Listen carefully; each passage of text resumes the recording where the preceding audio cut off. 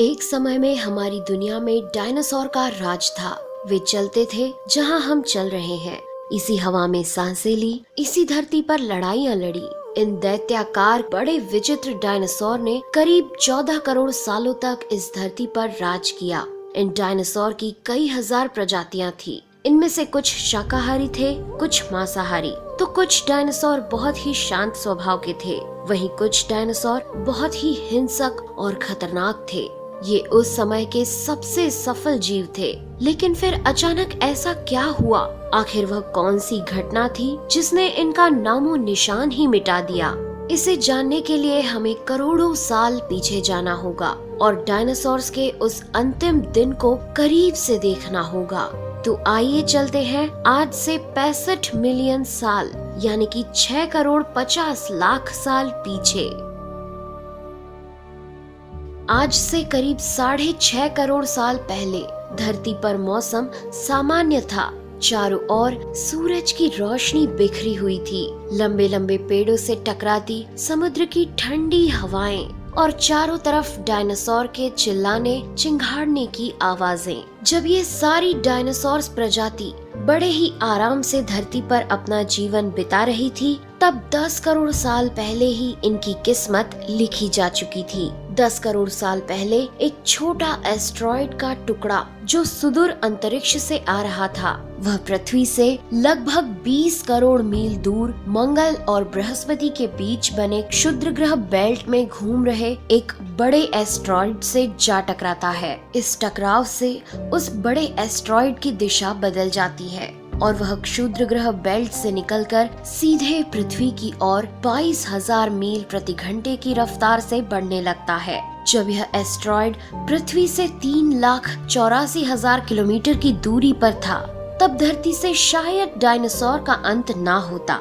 यदि यह एस्टेरॉयड पृथ्वी के उपग्रह चांद से टकराता।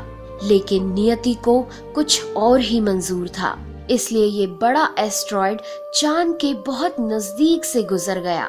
40 किलोमीटर के व्यास वाला 2 ट्रिलियन मेट्रिक टन का ये एस्टेरॉयड प्रत्येक सेकंड के साथ साथ धरती के करीब बढ़ता जा रहा था। ये एस्टेरॉयड जब पृथ्वी के वातावरण के संपर्क में आया तो इसकी रफ्तार एकाएक 70,000 किलोमीटर प्रति घंटा हो गई। पृथ्वी के वायुमंडल में घुसते ही घर्षण की वजह से ये एक भयानक आग के गोले में बदल गया। ये इतनी रफ्तार से धरती की ओर बढ़ रहा था कि सिर्फ 4 मिनट में इसने अटलांटिक ओशियन को पार कर लिया। इसकी चमक इतनी अधिक थी कि धरती पर टकराने से पहले ही हजारों जीव आग के इस दहकते गोले को देखकर पूरी तरह अंधे हो चुके थे।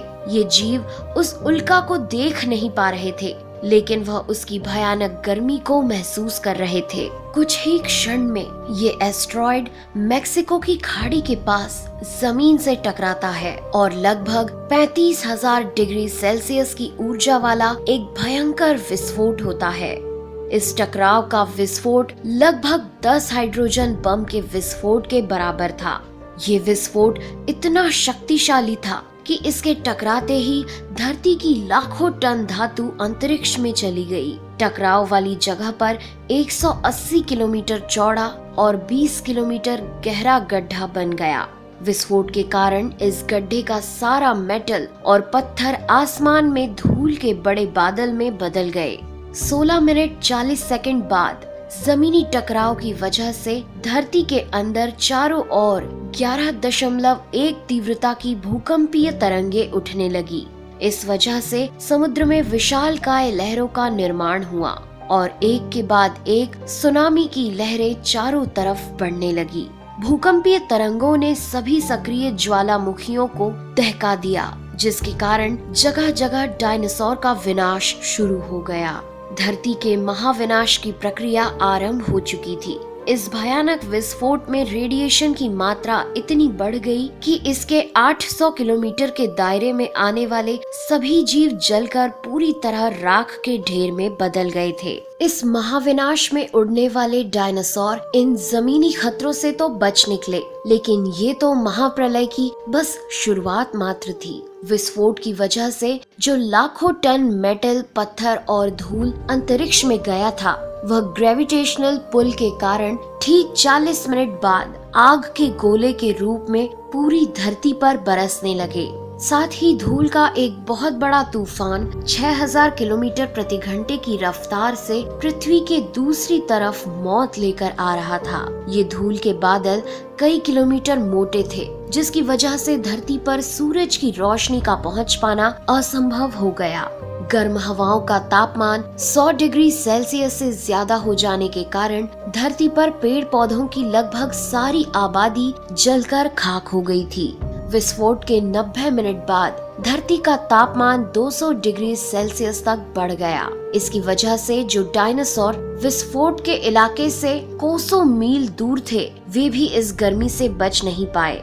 इस महाप्रलय से धरती की कुल 90% प्रजाति पूरी तरह खत्म हो गई थी और जो 10% जीव धरती पर बच गए थे, उनमें से भी सिर्फ वही जीव जिंदा रह सके जिनका वजन 30 किलोग्राम से कम था। इसका कारण ये था कि इस महाप्रलय में लाखों की संख्या में जीव मारे जा चुके थे और पेड़ पौधों की सारी आबादी भी जलकर राख हो चुकी थी, जिसके चलते यहाँ जो बड़े और विशालकाय जीव जीवित बच गए थे, उन्हें भरपूर मात्रा में खाना पीना ना मिल सका। लेकिन ये महाप्रलय किसी अन्य जीव के लिए फायदेमंद साबित होने वाला था। धरती पर डायनासोर का अंत एक छोटी प्रजाति के लिए सुनहरा अवसर लेकर आया और वह प्रजाति थी मैमल्स की।